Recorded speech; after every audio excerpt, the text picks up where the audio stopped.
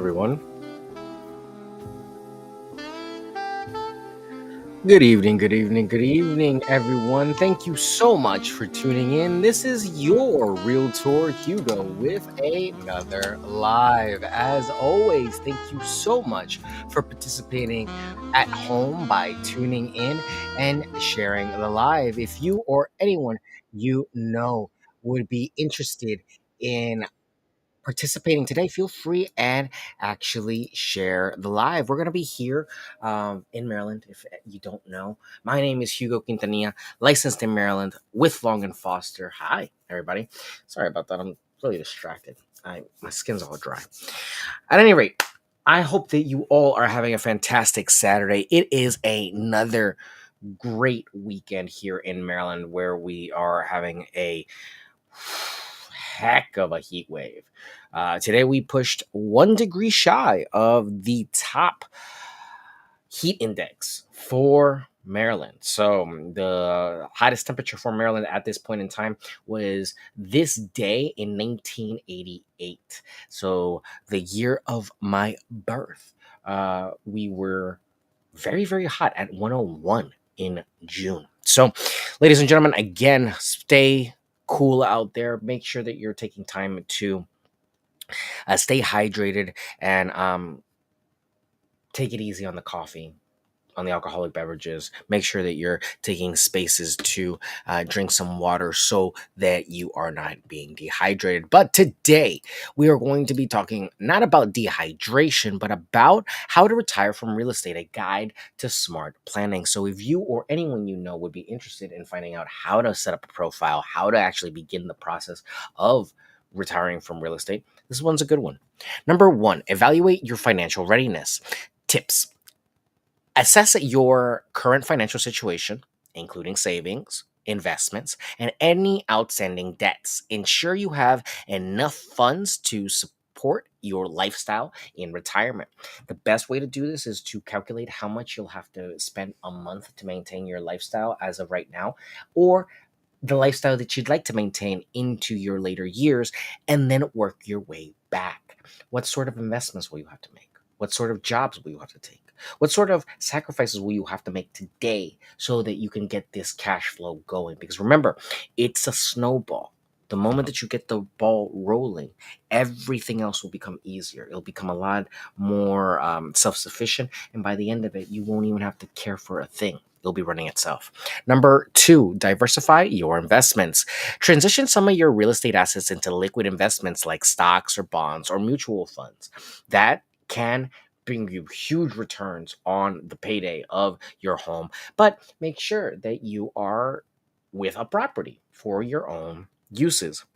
Some people claim that it's better to lease a property at that stage of the game, but in all honesty, you have to do what's best for you, and you have to talk to a CPA, a tax professional, to determine what deductions might be the best for you. If deducting a lease works for your budget, then by all means do it. But from the average person, building up a portfolio of properties and having them cash flow positively is well, way ahead of the pack when it comes to retirement. And it just grows because remember, as you're collecting this money, you could always purchase another home.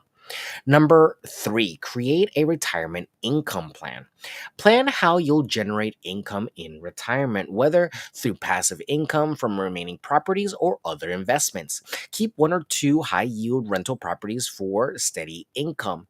And maybe selling a rental property, investing the proceeds in a diversified portfolio could be a great way to make money into the future. Remember, dividends are life.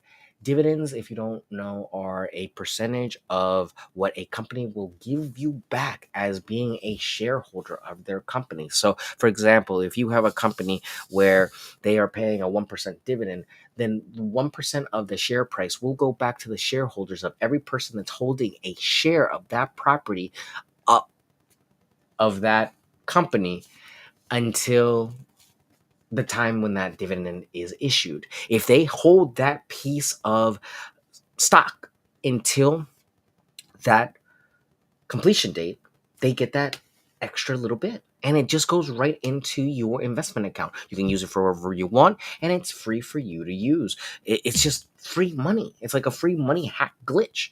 And all you have to do to get involved with stocks like that is look up dividend heavy stocks would probably be a good one, or dividend only portfolios, and look at some of those suggestions there.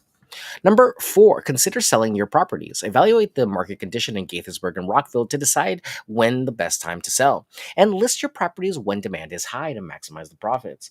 Also, remember that we want to sell this property as soon as possible. So, if a hot market is around the corner, you want to be in it, especially if it's in your stars to have the property sold. If you don't, hold on to it because it's so valuable now. Now, within the next 10 to 20 years, properties are going to be so valuable. Hold on to as many as you can. I'm telling you right now, if you sell a property, you're going to regret it. Number six, actually, number five, plan for taxes. Understand the tax implications of selling real estate, including capital gains tax. Consult a tax advisor to minimize your tax liability. Capital gains will impact you more than anything else if you buy and sell properties within 2 years. So make sure that you're paying attention to your loan and talking to your loan officer about what it takes to satisfy the qualifications on your loan. Otherwise, you could really run into an issue where you inadvertently commit mortgage fraud. And that's a felony.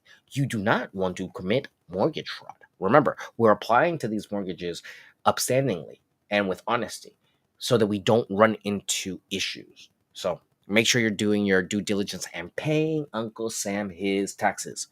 Number six, downsize your lifestyle. Reduce expenses by downsizing your home and moving to a less expensive area. Sell your larger home in Rockville and move to a smaller condo in Gaithersburg. It makes sense for some people because the cost of living from one area to another will just be the savings in itself. Not only do you mention, the type of lifestyle that each one of these places has, they're very different. So obviously entertainment's going to change and property values are going to change as well. So things to keep in mind that sometimes you need to strategize about where you want to go next in order to really maximize your portfolio. Number seven, stay involved in real estate. Consider part time work or consulting in real estate to stay active and generate some income. Offer your expertise to new real estate agents. I can't tell you how many people are picking at my brain trying to get some insight.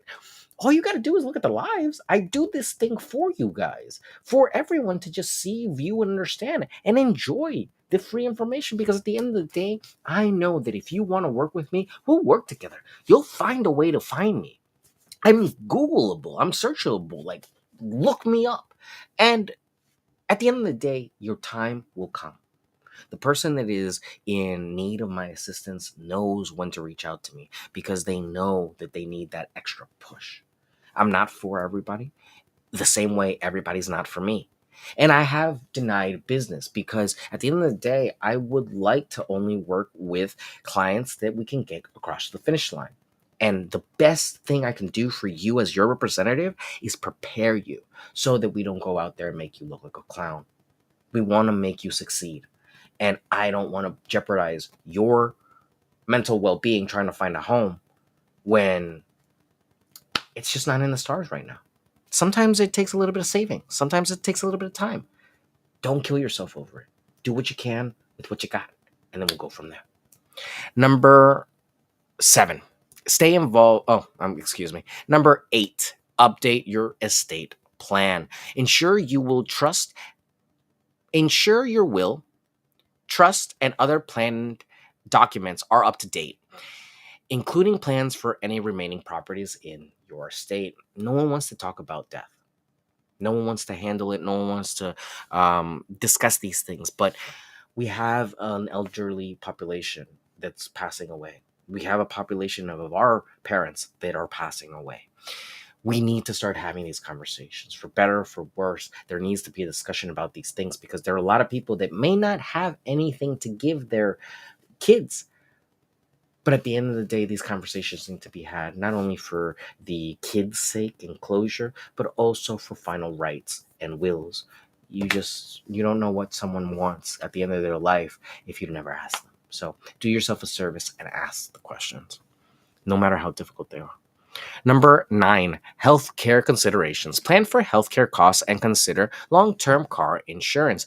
Budget for Medicaid premiums and out of pocket healthcare expenses. There's always going to be a healthcare issue. So make sure that you're saving money aside. Get yourself some health insurance, get yourself a good doctor, and stay consistent. Remember, good diet, exercise, and sleep will prevent almost 70% of all diseases. So hang in there, eat well, rest well, be happy, and follow your pursuit.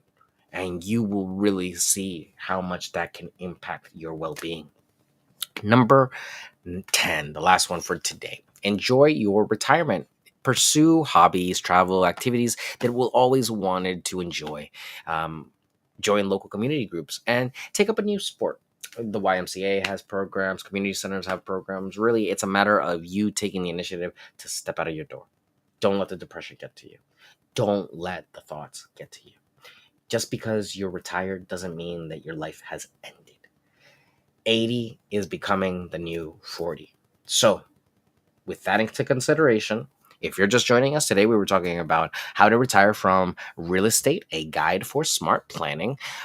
Just to recap, number 1 was evaluate your financial readiness. Number 2 was diversify your investments. Number 3 was create a retirement income plan. Number 4, consider selling your properties. Number 5, plan for taxes. Number 6, downsize your lifestyle. Number 7, stay involved in real estate. Number 8, update your estate plan. Number 9, health care considerations. And number 10, enjoy your retirement. If you or anyone you know wants a consultation about what to do with their properties, about how to get into real estate, about retirement, downsizing, upsizing, moving, relocating, let them know. I'm your guy. I'm yourrealtorhugo.com on my website. Hugo Quintanilla is the full name. Feel free and Google me. I work with Long and Foster. I'm a licensed realtor in Maryland, but I can help you out all over the world to find a property. Just reach out. I can help you buy, sell, lease, and invest. My phone number, 240-389-4846. My email, hugo@lnf.com. And like I said earlier, yourrealtorhugo.com is the website. Feel free, and I will see you all in a few minutes. I'm going to do one more live, our little mental health check-in, and that'll be it for tonight. Thank you so much for the patience. I really do appreciate all of your support on the podcast. I know I've been slacking on the edits, but it's all for good reason. And hopefully, in the end, the product will speak for itself. So thank you so much, ladies and gentlemen. I really do appreciate your love, support, and attention. And I will see you all in a few minutes. Take care.